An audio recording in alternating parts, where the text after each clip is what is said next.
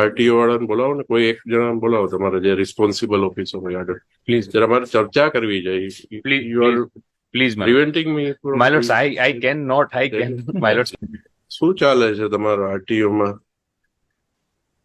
તમારે transfer vehicle કરવા આવે, કેટલા ટાઈમે તમે ટ્રાન્સફર કરો છો વ્હીકલ? ઓનરશિપ ઓનલાઈન કરે કોઈ એપ્લિકેશન? 6 મહિના સુધી તમે ટ્રાન્સફર નથી કરતા? તમને ખબર છે મોટર વ્હીકલ એક્ટમાં પ્રોવિઝન શું છે? ઓનર કોણ ગણાય? જેના નામે વ્હીકલ હોય એ ગણાય. આજ કોઈ માણસ વેચી દે પછી શું? તમે 6 મહિના સુધી ટ્રાન્સફર ન કરો ત્યાં સુધીમાં એક્સિડન્ટ થાય તો who is responsible?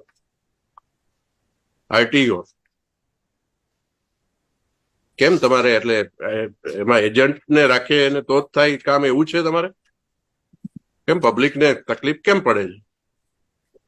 Same day તમારે ઓનલાઈન હોય છે, ઓનલાઈન અપડેટ કરો છો. 6 મહિના સુધી ટ્રાન્સફર નથી થતા તમારા વ્હીકલ. સપોઝ હસબન્ડ કોઈ ગુજરી જાય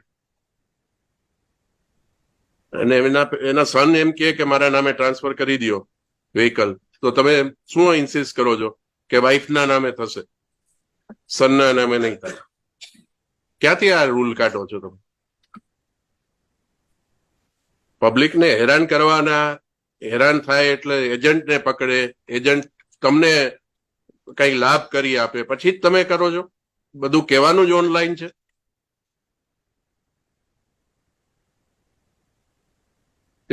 ફિટનેસ સર્ટિફિકેટમાં કેટલો ટાઈમ લો છો? ક્યારેય ચેક કરો છો રોડ ઉપર જઈને કે ફિટનેસ સર્ટિફિકેટ કેટલાનું છે? કેટલી રિક્ષાઓ અમદાવાદમાં ફરે છે જેમાં એના સર્ટિફિકેટ નથી, પરમિટ નથી? તમે બેસીને ખાલી એક એજન્ટ સાથે તમારું લાયઝન કરવાનું?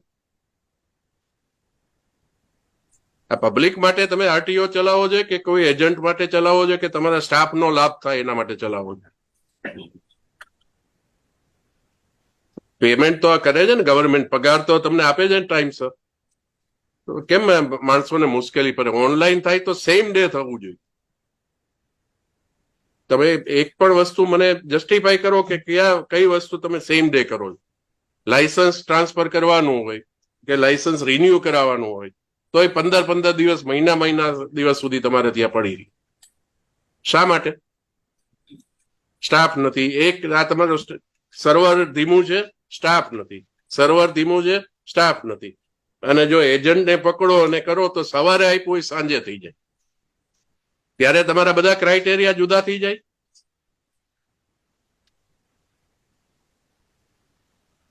તમારે સુધારો કરવાનો હોય તો નહીતર અમારે આમાં ઓર્ડરમાં અમે લખવાના જ છીએ. આ તો બધું ચાલે જ નહીં. એકદમ અંધેર તંત્ર છે. તો તમને એવું છે કે પબ્લિકને જેટલા હેરાન કરો એટલા પૈસા, જે ડિપાર્ટમેન્ટને સત્તા આપી છે એને હેરાન કરો એટલા પૈસા વધારે આપણને મળે. ગવર્મેન્ટને નહીં, જે કામ કરતા હોય એનો લાભ વ્યક્તિગત તમે જુઓ. Otherwise there is no purpose. તમારી પાસે કામ આવે તો સવારે આવે તો સાંજે કેમ ન થઈ જાય? બીજા દિવસે એક રિઝનેબલ ટાઈમ 24 કલાક, 48 કલાક. 6 મહિના તમને, મારી પાસે દાખલો છે, મારા નજીકના સગાનો દાખલો છે. 6 મહિના સુધી એમનું એક્સેસ જેવું વ્હીકલ ટ્રાન્સફર નથી કરતા.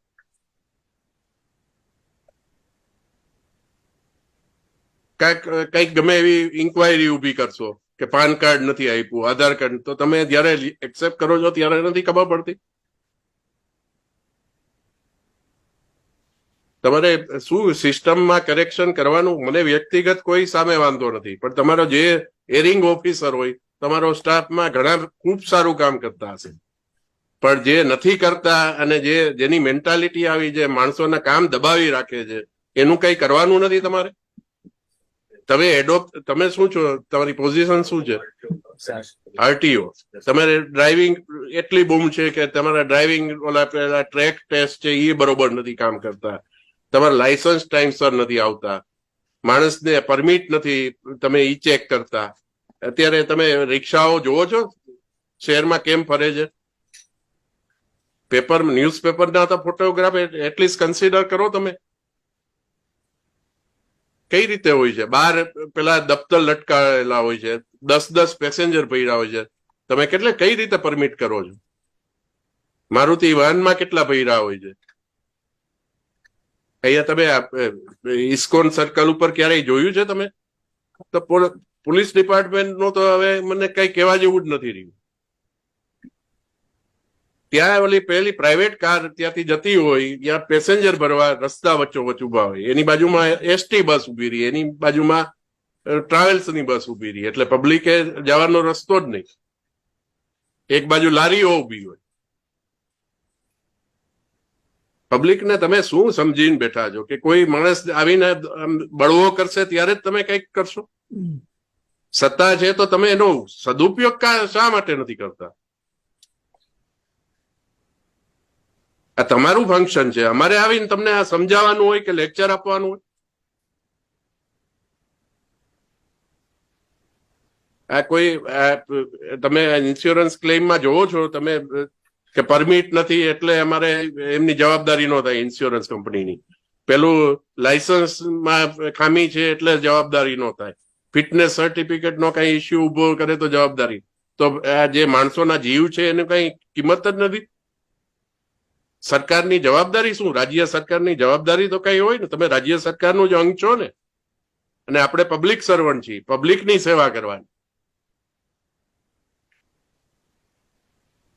તમે આંકડાઓ આપે રાખો છો કે અમે આટલા કેસ કર્યા, આટલું આમ કર્યું, આ ડ્રાઈવ ચલાવી. ડ્રાઈવ શું કામ ચલાવવી પડે? આ તમારું 365 ડેઝ નું કામ છે.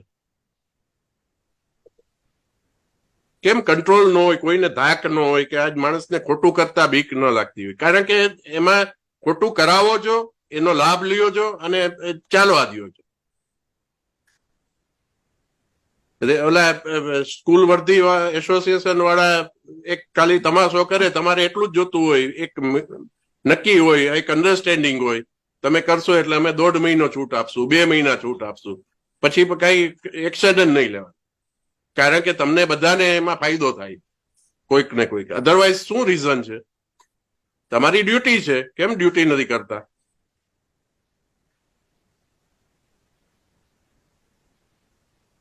કેટલા માણસો રોજના મરે છે એક્સિડન્ટમાં. જવાબદાર કલ્પેબલ નેગ્લિજન્સ તમારું પણ આવશે. અમે તો એ હદ સુધી લઈ જવા માંગીએ છીએ મેટર કે જે અધિકારી જવાબદાર હશે એનું જે એરિયામાં થશે, અમદાવાદમાં થાય જેટલા એક્સિડન્ટ, તો એમાં આરટીઓ જવાબદાર થાય, તમારા પોલીસ વાળા જવાબદાર થાય, અને રોડ જો રસ્તા ખરાબ હશે તો રોડ વાળા. હવે એ હદ સુધી લઈ જવી પડશે. અધરવાઇઝ કોઈ ચેન્જ આવશે જ નહીં. તમને કોઈ જવાબદારી, કોઈ પણ જાતનું, તમારે એ લક્ઝરી બસો ગમે તેમ ફરતી હોય, તમે કોઈ દિવસ ચેક કરો છો? કોઈ દિવસ નથી. પોલીસને એટલી ઇન્ટરેસ્ટ જરાય બિલકુલ. કાલા કૂતા, ધોળા કૂતા જે ચાલતું હોય તમારું, આ બધું તંત્ર આપણે ચલાવવાનું છે. તમારી સિસ્ટમ ક્યારેય સુધારવાની નથી. સામાન્ય માણસ કેટલો હેરાન થાય છે. તમે જો ટ્રાફિકના કેટલા પ્રશ્નો થાય છે, કારણ કે આ બેફામ રિક્ષાઓ થઈ ગઈ છે. તમે કોઈ દિવસ એનો કઈ કંટ્રોલ કરવાનું વિચારો? ચાલે લોજિકલી, તમે લેજિટિમેટલી જે પણ તમે પરમિટ આપી હોય ને ચાલતી હોય, અને એ પણ નિયમ અનુસાર, તો બરોબર. બસો છે તો એ તમે નિયમ અનુસાર ચાલે તો તમારે કઈ વાંધો નહીં. તો એને પાર્કિંગ નું કઈક હોય, આ તે જે ઓથોરિટી તમારા જ્યુરિસ્ડિક્શનમાં જેટલું આવતું હોય એટલું તમારે કરવાનું. પોલીસે કઈ કરવાનું? પોલીસને તો કઈ ધ્યાન જ નથી આવતું કે શું થઈ રહ્યું છે. My lords, in our reply, my lords, we have incorporated that what are the actions taken in the recent past. મને એમાં તમારી ડ્રાઈવ છે ને, એ તો આંખમાં ધૂળ નાખવાનો કામ છે. તમને કેવું પડે કે તમે આવું એક્શન લ્યો, અને એ ફિગર ઉભા કરવા માટે તમે ખાલી એક કરો છો.